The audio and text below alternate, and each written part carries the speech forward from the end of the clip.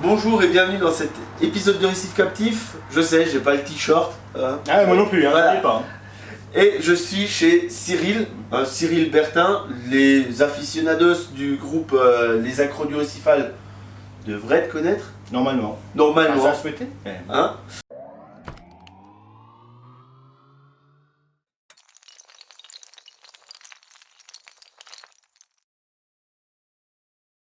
Et donc on est chez toi pour un petit peu découvrir cette installation. Alors là il est un petit peu caché, mais on va revenir dessus après. Parle-nous un petit peu de ton récifal à toi. Je dirais que c'est un peu atypique chez nous. Voilà, en fait, on a effectivement deux bacs l'un sur l'autre avec deux biotopes totalement différents. C'était une volonté de départ, c'est-à-dire de faire deux biotopes. Vraiment concentré sur le SPS à fond, quelques poissons mais vraiment SPS. Et le deuxième, d'avoir des poissons qu'on ne pourrait pas maintenir, ou en tout cas très difficilement. Entre parenthèses, du baliste, de l'ange. Voilà. Et ça, c'est relativement difficile à maintenir avec nos bacs en full SPS. Le choix du chalorif. Alors, Guillaume, je dirais de Marinôme, nous a quand même bien aiguillé. En fait, simplement parce qu'au cours, il y a quelques années d'une visite chez lui, on a vraiment kiffé ces bacs. On a trouvé que... Ouais, c'est... Voilà. Petite hauteur, hein. Pour ceux qui ne connaissent pas et qui débutent, un chalorif c'est un aquarium qui n'est pas très haut. Alors de verre, on doit 42 cm de verre. Et en hauteur d'eau, on a 37,5, 38 cm d'hauteur d'eau. Donc un bac qui fait 150, le mec de en dessous c'est pareil. Un bac qui fait 150, 65 de profondeur, et puis voilà, 42 en verre. On avait essayé plus profond, on avait essayé un bac de 80, mais je suis petit. Et après, je suis obligé de prendre l'escabeau et je suis obligé d'appeler Boris, le patron de chez Récif Atome, qui passe parce que lui, il a des grands bras et moi pas. Et oui. Je suis trop court. Voilà. Avec 80, je suis trop court. 80, c'est trop court. Donc on a rechangé, on a fait du 65. Qu'est-ce que vous dire de plus? Après, voilà, c'est vraiment une volonté d'avoir ce volume le bac.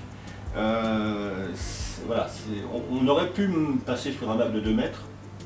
Que vraiment ça pose. L'avantage du chalorif, encore une fois, c'est que le volume n'est pas important, quoi, finalement. Oui. Le volume d'eau, ça sur une dimension 150, 42 et 65 de large, ça doit nous donner un volume brut de 440 litres, quoi. Oui, c'est, on va dire, ça fait presque, on rentre presque dans les bacs qu'on peut conseiller à un débutant. Souvent on te dit 250-300 litres, donc c'est à peine plus gros, quoi. C'est à peine plus gros. Le seul truc, c'est que la technique qui est derrière, qu'on verra après, elle est bien plus grosse. C'est-à-dire que oui, on a des cuves de décantation qui font 300 litres, alors qu'on a des bacs qui font 440. Voilà, donc du coup ça pose un peu les bases. Mais encore une fois, ça fait pas des gros volumes de voilà. Et puis bon, donc, et en dessous, comme tu disais, les coraux mous. Hein, je vais vous passer, j'ai filmé tout à l'heure, mais si je vous le montre après, nous on n'a plus de tête. C'est ça. Ouais, je suis petit, mais quand même. En fait, ce qui est pas mal, c'est que là debout, on peut vraiment admirer les SPS. Et quand on est assis dans le canapé, tu as les coraux mous. Oui, on a les coraux mous et on a les poissons. Vraiment, c'était, encore une fois, les coraux mous, bon, on maintient, mais...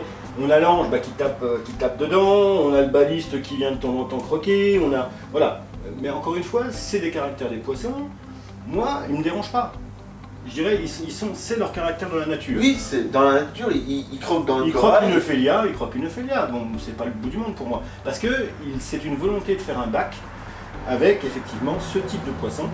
Et donc, c'est pas vraiment un fiche, parce que y a quand même derrière un Deltec 2060. Donc on essaie quand même de mettre du matériel derrière, mais c'est que pour que tout le monde soit bien. On arrive à faire quelques repros d'ozo, on arrive à faire pas mal de choses, mais quand les poissons décident de nous les laisser tranquilles, voilà, ça arrive qu'ils les croquent. Mais voilà, c'était une vraie volonté d'avoir les poissons en bas. C'est impossible de les avoir au-dessus, hein, ce type de poisson-là, c'est vraiment pas possible. Oui, au-dessus, quand on regarde, tu as 2 chirurgiens. Il y a 3 chiens. Voilà, 3. J'ai perdu le 3e. En fait, il y a 2, voilà. Ah oui, t'as 2 flaves. Ouais, 2 flaves. Ensuite, il y a un apogon pyjama, je sais pas si t'en as un deuxième. Il y a un couple. Il y a un couple. Ouais. Voilà. Il y a 3 anthias, Des un anthias, mâle des de clous. femelles, et puis il y a effectivement les amphiprions, Ocellaris, plus un couple de black. Donc, quand on regarde par rapport au volume, c'est une population de poissons qui ici est faible, alors que là en bas, entre le bas, C'est surchargé. donc il y a un hépatus, un Zebrazoma xanthurum, l'ange dont j'ai perdu le nom. C'est le cousin du Ciliaris, mais il est à peine plus rare que le Ciliaris. Enfin bref, Un mandarin. voilà, mandarin, donc clown, une population de poissons, donc qui est plus importante. Et c'est vrai que c'est là qu'on voit qu'il faut faire le choix. Si on peut faire qu'un bac, il faut choisir entre ces coraux ou ces poissons. Pour moi, je dirais que quelqu'un qui me dit oh mais je veux un bac et puis je veux tout faire. Et je veux tout mettre dedans. Et je veux des poissons, je veux des coraux mous, je veux des coraux durs. Ah, et je dis mon gars, bonne chance quoi.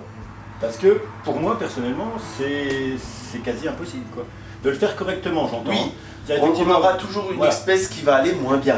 Bah, disons, oui, si tu veux avoir un bac en SPS avec full color, ça va être tendu parce qu'il va falloir que tu sois un peu oligotrophe. Faut savoir quand même aussi, on n'en parle pas suffisamment, c'est que les SPS apprécient d'être assez haut dans la salinité. On est à 1026, voire à peine supérieur. Les poissons, plus c'est supérieur, plus ils ont du mal à respirer. Hein, voilà, ça c'est très clair. Là-haut, en bas, on n'a pas les mêmes choses. En bas, on est à 1024. Ça fait une sacrée différence déjà. Donc, voilà, eux, ils respirent très bien. C'est un biotope qui est fait pour eux. Voilà, dès qu'ils commencent à grossir, moi, encore une fois, j'ai la chance d'avoir Récifatome à côté de chez moi. Je prends, je passe, s'il me met en dépôt, il y a toujours des clients qui passent, qui veulent des poules de poisson, j'en reprendrai un autre, ça ne me pose aucun souci. Voilà. Donc, dès que mes poissons grossissent vraiment un peu trop, là, l'ange, il va bientôt partir, parce que voilà, il est bientôt... il est bien, hein, mais il atteint sa taille exigeante pour le bac. Donc, Oui. il va partir dans un 800. Si on veut qu'il soit confortable et qu'il ait une belle vie de poisson, il faudrait qu'il ait un bac un petit peu plus grand. C'est ça. Et comme tu peux pas lui faire ici, bah, tu préfères t'en séparer en passant par un professionnel. Voilà, bah, je trouve que c'est la version la plus simple. Je le mets en dépôt-vente et puis c'est bien. Je trouve que, au moins, l'avantage de certains professionnels, c'est vrai qu'au moins quand tu arrives et qu'ils te demandent qu'est-ce que tu veux, tu leur dis bah, voilà, je veux tel poisson, ok, mais vous avez tel volume. Voilà. Et moi je sais qu'il partira dans un volume de 8, 900, 1000 litres, et il partira pas à moins. Oui. Voilà. Oui, Ça c'est parce- important. On a tous eu à un moment un 4 poisson. chiffres dans un 130 litres, si tu veux. Oui, bah moi, à une Voilà. époque, j'ai tenté un Origa, par exemple, dans mon 620 de l'époque. Quand il s'est mis à me faire un massacre dans les coraux, bah je l'ai capturé, j'ai mis une annonce. Le premier qui est venu, ouais, ça passe dans 120 litres. Ouais. Non, non. Ça va être tendu. Donc c'est vrai que passer par un professionnel qui peut te le faire en dépôt-vente, c'est vraiment sympa, quoi. C'est le Et donc meilleur Récifatome, ils sont vraiment bien sur ce coup-là, quoi. Ah oui, non, mais c'est la meilleure option. Puis moi, ça va me permettre de en reprendre un autre. Je vais rechanger, je vais essayer. Ce qui permet aussi, effectivement, d'avoir des poissons qui ne sont pas forcément communs. Voilà. Les balistes en récifal, on n'en voit pas énormément. Bah ça croque, hein. Ouais, ça croque. Et même, je suis d'ailleurs étonné, t'as un oursin et il tape pas dedans. Non. Après, encore une fois, ils sont nourris chez moi. Oui. Je nourris un peu comme un cochon. Et parce que derrière, il y a le matériel qu'il faut pour écurer. Et donc, Bah, du coup, à ce niveau-là, tu donnes quoi? Paillettes, congelées, granules? Alors, je donne principalement des paillettes. Avant, j'étais sur Sichem. Sichem a arrêté un peu sa marque, donc maintenant on est passé sur Océan Nutrition, qui vraiment ont sorti deux bons produits. Une sacrée gamme. Voilà, ils ont sorti deux bons produits principalement pour le récifal. Je passe sur ça. Beaucoup de paillettes. Pourquoi? Parce que c'est ce que j'ai trouvé qui polluait le moins. Voilà. Les artémias, je dirais une fois par mois, pas plus. Pourquoi? Parce que c'est un IAPO4, donc très clairement. Et encore une fois, je les rince, enfin voilà. Bon. Après, je passe une plaquette, hein, l'artémia, une plaquette et demie, hein, entre les deux bacs. Oui. Voilà, donc, Une fois par mois, tu mets la plaquette. ouais. D'accord. Une plaquette et demie, ça dépend. Sinon, pas mal, par contre, pas mal de mésis, de krill, de choses comme ça. Là, par contre, en termes de pollution, on n'a quasiment rien. Alors, j'ai fait des tests avant. Tu les laisses tremper dans l'eau et puis t'attends un jour, 2 jours, 3 jours. Là, c'est surpris. Hein. Voilà, donc t'es assez surpris. Donc pour le coup, voilà, le congelé, je leur en donne, mais c'est pas ce qui kiffe le plus. Un peu de vivant de temps en temps quand je fais les artémias. Je fais un peu d'artémia, alors là, du coup, tout le monde en profite. Les coraux, les poissons, c'est vraiment... Oui, et puis bon, faire éclore des cystes d'artémia, c'est à la portée de tout le monde, quoi. Franchement, c'est du vrai bonheur. Moi, je mets une bouteille, un bulleur dans la décantation, et voilà. Sinon, donc on a fait le tour de là, on passe un petit peu à la technique éventuellement. Ouais, on peut passer à la technique. Comme ça. On peut déjà parler de brassage, je pense. Ah parce oui, que brassage. Du coup, pour le coup, Là, voilà. t'as du Thunes. Ouais, de toute façon, c'est Thunes sur les deux bacs, en termes de brassage. On a de la 6105, 6125, 4 pompes sur celui du dessus, et puis 3 sur celui du bas. On a quand même des gros brassages. Voilà, on est sur des gros volumes. Les volumes à 40 000, voilà. Oui, 40, 50 000. il y a du mouvement d'eau, hein, on le voit. Enfin, Ouais, non, mais ouais. Bah, de toute façon, pour les coraux, on n'a pas le choix.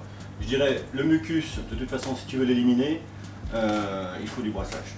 Après, c'est ma version, hein, encore une fois. oui, Il y a plusieurs façons de faire. chacun trouve sa vérité. Aucun problème. Voilà, Voilà. ce que je dis, c'est moi, mon installation, et quand on me demande ce que je conseille. Voilà. Mais encore une fois, quand on a des coraux qui font effectivement 30 cm de diamètre, ainsi de suite, ils produisent un mucus par jour qui est énorme. Donc une partie est bien libérée effectivement par l'écumeur, mais encore une fois, il faut avoir du turnover, il faut avoir du brassage Il faut avoir pour du l'évacuer. brassage pour l'emmener à l'écumeur. Voilà, Je veux dire, c'est- ça c'est des bacs qui sont percés en 3x50 pour le dessus du dessus. Donc effectivement, ça évacue, il y a un gros turnover, ça évacue vraiment bien, quoi. Donc voilà. Mais gros brassage, ouais. Il y a un petit peu moins en bas. En bas, il y en a moins. Mais voilà, les pompes, on est sur des deux qui sont synchro. De toute façon, toutes elles sont toutes à fond tout le temps. Elles Oui, sont pas il n'y a, asynchrone. pas de mode vague ou de Non, 50%. Il n'y a pas ou- d'asynchrone. Hein, elles sont quasiment toutes à fond.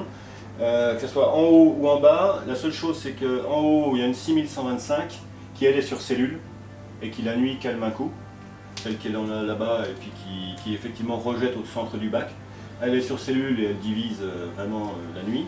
Et en bas, il y a une grosse, pareil, une grosse aussi, une 6125, et qui elle est sur une tempo, et puis du coup la nuit, elle calme aussi. Voilà. Oui, une petite accalmie C'est une petite nocturne. accalmie nocturne. Maintenant, est-ce que c'est nécessaire? Pas. J'avoue que je ne veux pas rentrer dans les débats. Moi, je fais ça depuis des années. Oui, c'est. Voilà. En fait, le brassage, encore une fois, on nous a. Tous les ans ou tous les 2 ans, il y a des nouvelles théories qui arrivent. À un moment, elles marchent toutes plus ou moins. Hein, c'est- Oui, alors déjà les dunes, puis ensuite le matériel évolue. Moi, ça fait 30 ans que j'en fais. J'ai vu l'évolution, le premier écumeur avec un diffuseur anti-gueule. Voilà, moi j'ai eu ça, le premier écumeur. Hein. Diffuseur Ouais. anti-gueule, et puis une Puis, pompe à air. Oui, et puis voilà, j'ai vu ça. J'ai vu les premiers bacs où nous, ben, on faisait une filtration, je dirais, classique, avec des pains de mousse bleue, 2 pains de mousse, et on en changeait un, et surtout pas l'autre, il fallait garder les bactéries. Des conneries monumentales. Mais l'évolution a fait que, voilà, on était tous avec des décors résinés, ainsi de suite. On avait des balises, mais des balises croquées, on ne comprenait pas pourquoi. Enfin bon, voilà. Alors j'ai connu effectivement, voilà, il y a 30 ans, l'évolution. Et moi j'en apprends tous les jours. Encore une fois, je dis je ne sais pas, parce que l'évolution des pompes, l'évolution du matériel, des écumeurs. c'est impossible de. Incroyable. Je veux dire, surtout en tant que passionné, tu passes déjà tellement de temps à faire ta maintenance de bac. Si en plus tu dois connaître toutes les références commerciales qui sortent, et faut dire ce qu'il y a, les industriels ils nous en sortent des Oui, références. oui. C'est- Mais c'est bien. Comparé à ce qu'il y avait ah oui, avant, c'est bien. c'est très bien Bien. parce qu'on a beaucoup de choix, beaucoup de trucs, mais en général on se renseigne sur ce qui est nécessaire pour sa propre installation. Voilà. Et parfois quand même les gens me demandent à moi, ils me disent oui j'ai 120 litres, et moi je fais je sais pas parce que je connais ce qu'il me faut pour mon 500, je connais ce qu'il me fallait pour mon 800, et voilà, mais c'est... Encore une fois, tout dépend de la population. C'est ce que je dis souvent. Les jeunes, quand on est sur les accros, ils demandent souvent bah, je voudrais monter un bac de tant de litres. Ça, ils le savent. Et puis après, bah, c'est tout, qu'est-ce qu'il me faut? Oui, mais bon, attends, dis-nous ce que tu voudrais en poisson, ce que tu voudrais en coraux, comment tu vas faire ton décor. C'est encore une fois, c'est pareil, le brassage va pas être identique. Mais il y a vraiment un facteur, il y a tellement de facteurs qui fait que c'est très difficile aujourd'hui d'orienter quelqu'un. Et même un professionnel, on me dit ah, les professionnels, il y en a des bons, des moins bons. Oui, mais tout dépend du type de question que tu lui as posé et puis ce que tu lui as dit comme information, est-ce qu'il t'a demandé? Oui, et le temps qu'il avait à te consacrer, parce que Voilà. voilà, il y a des boutiques où ils peuvent avoir le temps, il y a des boutiques où faut. Il y a des jours où on peut avoir le temps et des jours où on les a pas. Hein, et, voilà. Et encore une fois, c'est là que les groupes Facebook et tout ça, c'est très bien parce que ça permet de donner les premières informations.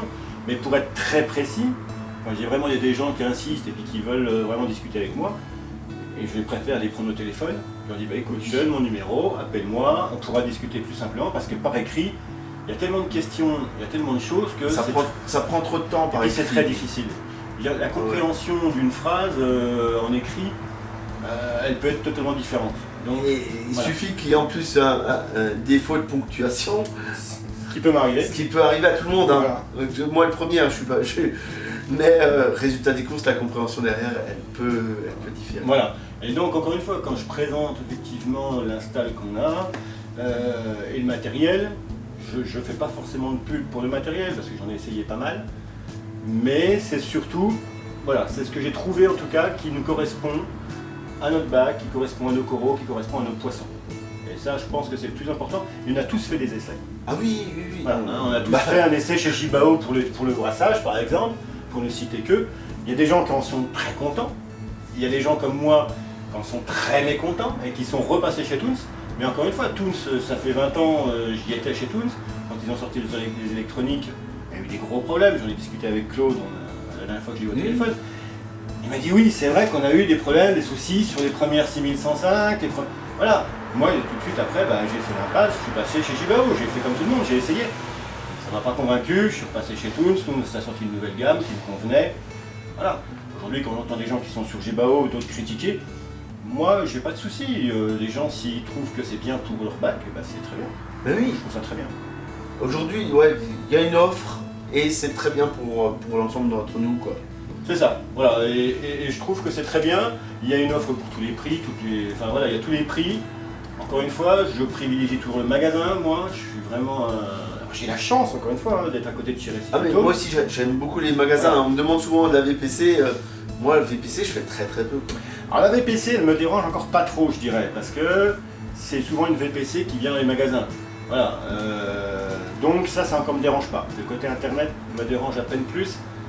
Parce que quand on part du récifal, il est certain que de toute manière, vu les volumes que nous on utilise, moi je suis pas dans un gros volume, hein, Oui. mais c'est une fois de changement d'eau par semaine, donc c'est voilà, c'est plus de 20 kg de sel par mois, c'est il est en orage.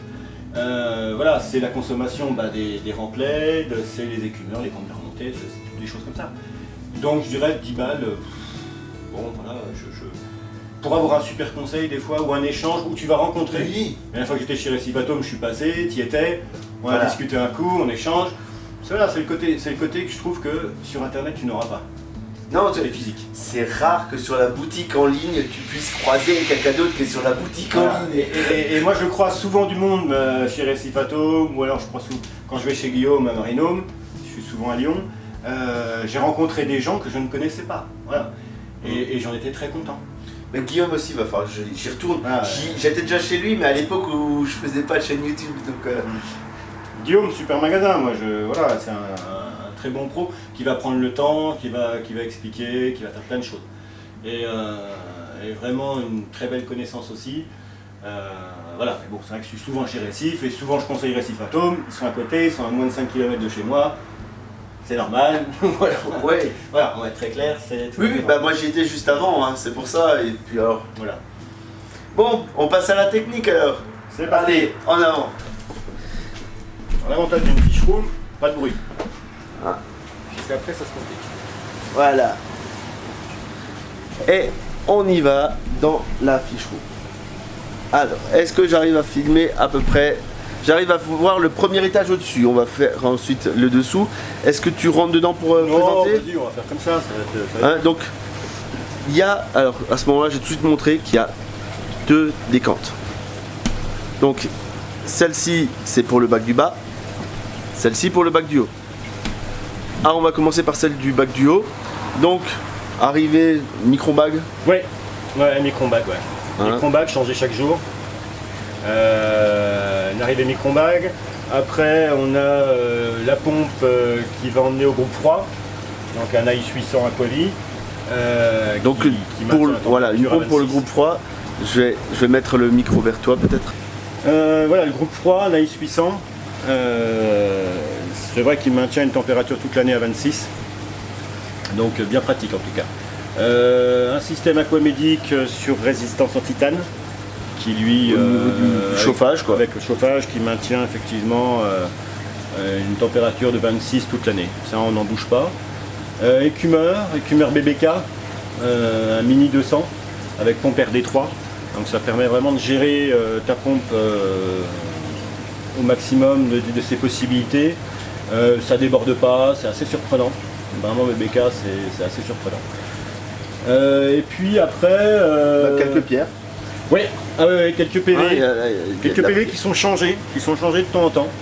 Je passe chez Récifatome, j'en prends une quand ils ont un arrivage, je la mets dedans, ce qui m'évite les indésirables, clairement. S'il y a une ski, s'il y a quoi que ce soit, voilà. Puis celle-là, je la prends, je la fais sécher dans le jardin, elle est bien, et puis voilà. Encore une fois, une pierre pour moi c'est la meilleure, je veux dire, c'est les meilleures bactéries qui puissent aller quoi. Oui, renouveler une pierre de temps en temps, ça coûte pas bien cher. Ça va te coûter 25 balles ou 30 balles. Voilà, je ne sais pas combien sont les ampoules de bactéries, mais je sais que ça ne doit pas être donné. Et pour autant, là, c'est flagrant, quoi. Donc j'en change une de temps en temps quand il y a un arrivage. Voilà. Ça permet de... Voilà. Puis pas d'avoir d'indésirables surtout. Donc ça, c'est vraiment prioritaire. Et après, une pompe BBK en remontée, une 7000. En plus, comme il n'y a pas une énorme remontée entre le bas ici et la sortie là, il y a 50 cm. Donc la perte de charge, elle est très limitée, quoi. Elle est quasi inexistante, je dirais. Donc forcément, voilà, non, c'est un système qui marche bien, quoi. Après, une pompe doseuse pour le magnésium, parce que de toute façon, j'ai pas suffisamment de magnésium avec le rack. Pourtant, j'ai un Aquavie 802. Donc quand même un gros rack où dedans on peut mettre 15 kg. Mais bon, pour le calcium, le KH c'est pas mal, mais il manque juste le magnésium. Il manque le magnésium, il n'y a pas suffisamment. Voilà. Donc une pompe doseuse. Pour le magnésium, j'utilise du Price, du bicomposant Price que je fais moi-même. Price aquaristique, oui. De toute façon Price, voilà, c'est quand même un gros quoi. Hein. On va dire, oui. Ça fait des années que je suis sur Price. Quand j'étais en Belligne il y a quelques années, j'étais déjà sur Price, donc c'est vrai que... Oui, on a tous des marques comme ça qu'on apprécie, qui font des bons produits qui nous conviennent. Voilà, encore une fois, c'est ce qui me convient. Après, on pilote le rack avec une sonde pH. Alors là, j'ai une sonde pH qui est de chez NO3. Une NO3+, ouais. Je travaille toujours avec Jean-Marc. C'est vrai qu'il a des sondes pH qui ont un delta bien moins important et qui franchement résistent 2 ans. C'est de la qualité laboratoire. Et ça, je trouve que c'est important pour piloter un rack. Donc on pilote le rack par une sonde. Je suis en moyenne à 6,3. C'est entre 6,3 et 6,5 pour le pH. Pour le rack, pour piloter le rack. Après, on a une autre sonde dans le bac, au cas où. On sait jamais. Ça, des fois, une alarme, quoi que ce soit, ça permet d'avoir une vision quand je rentre dedans. Le redox, je trouve que c'est relativement important. Parce que ça te permet de voir le pouvoir oxydation et puis ça me permet aussi de gérer mes changements d'eau. Je dirais que le redox, aujourd'hui souvent je suis entre 460 et 500, donc un redox assez haut, mais ça vient aussi du fait que j'ai un gros turnover, j'ai un beau brassage, ce qui fait que du coup j'ai quand même un bon pH et puis un bon redox. Cache, on maintient à 10 au mini. On maintient à 10, pourquoi? Parce que simplement le bac consomme à peu près 4 points de KH par jour. 4 points de KH, ça commence à faire. Ouais. Voilà. Je sais pas, il y en a pas mal de bacs qui consomment ça. Mais 4 points de KH par jour, donc ce qui fait que si toutefois il y a un petit tuyau qui est bouché, et ça sur le rack ça arrive. Voilà, c'est très clair. Moi je change mes tubings, je dirais une fois tous les 3-4 mois. J'ai pas grand chose, j'ai 1,50 m de tubing aller, 1,50 m de tubing retour. Mais je les change parce qu'ils se bouchent. Et ça m'est déjà arrivé. Et t'as vite fait de perdre, si tu regardes ton KH et tu te dis oula. Donc je maintiens à 10, si vraiment j'ai quelque chose, ça va être bien, on va pouvoir le faire. Ok, et donc la décante du bas, elle est un petit peu plus... Alors elle est plus light, la décante du bas. La décante du bas est plus light. Elle est pas sous... Déjà, elle est sur micron-bag, mais pas sur micron-bag coton. Elle est sur micron-bag nylon. Donc, ouais, nylon, ouais. Voilà, nylon. Qui lui, pareil, est lavé chaque jour ou changé chaque jour. Après, on a également une sonde pH qui est dans la cuve pour vérifier quand même également l'état du bac en permanence. Pareil, toujours des PV, hein. Toujours un petit endroit de PV. Oui, toujours là, il y a de la pierre. Voilà, un petit endroit de PV. Après, on a un écumeur Deltec 2060, donc qui fait bel office. Il a été vidé hier. Ils sont vidés tous les 2 jours, les écumeurs en moyenne. Là, ils ont été vidés hier soir. Voilà, ils sont vidés tous les 2 jours. Nettoyés, vidés tous les 2 jours. Et puis, pareil, le même système aquamédic avec résistance titane qui contrôle sa température. Encore une fois, le bac du bas est un peu différent parce qu'il est moins exigeant. Donc si vraiment la température vient à monter ou quoi que ce soit, gros ventilateur devant le bac, et puis ça se passe quoi, voilà. Oui, sur ce bac là, comme c'est des coraux mous, les poissons, la température c'est moins critique que sur un SPS. Voilà. Et puis en bas, une Jibao en pompe de remontée, qui est changée tous les ans. Parce qu'il n'y a pas forcément un intérêt à avoir un turnover énorme, voilà. C'est bien moins important qu'au-dessus. Non pas que ça ne soit pas, mais en tout cas l'importance était bien moindre en bas, donc une Jibao suffit en bas, je dirais c'est bien. Après les éclairages, en bas on a la dernière rampe de chez Evergrow en 122 long.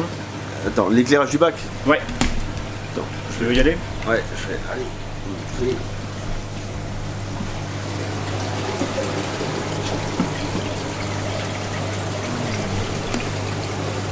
Voilà, donc mon éclairage du bac du bas, c'est de l'Evergrow. Voilà, Evergrow en bas en 122 long. Écoute, ça marche assez bien, mais je dirais pas que je ne complémenterai pas par une ou 2 Orfec, parce que j'ai vu que Orfec avait sorti, c'est Tara qui a mis un poste là-dessus, et je trouve que c'est pas mal. Donc ça me branche bien. Voilà, Orfec, ça me branche bien. Et puis, donc au-dessus, sur le bac SPS, donc on est en mode orage actuellement. Avec T5. Ouais, alors 4 T5, 2 devant, 2 derrière, en 54. C'est des Red Sea, donc un Purple et Supracnite. Et puis 3 Hydra, 52 HD. Donc ça marche assez bien quand on n'a pas de soucis. Ce qui a été le cas là, il y a quelques temps.